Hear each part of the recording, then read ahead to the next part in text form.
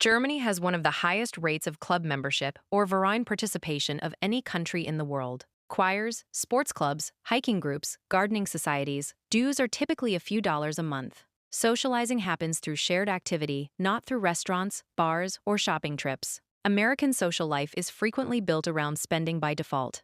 Meeting a friend usually means a restaurant. Celebrating usually means a night out.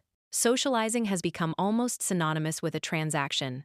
A household that rebuilds its social calendar around low-cost, activity-based gatherings, a hiking group, a recurring potluck, a community sports league, can cut discretionary social spending by 40 to 60% without reducing how often they see people. On a household spending $300 a month socializing, that's $1,500 to $2,000 a year redirected without any loss of connection. The money saved is not about giving up happiness. It's about choosing experiences that create value instead of expensive habits. German households often built friendships around shared purpose and regular participation.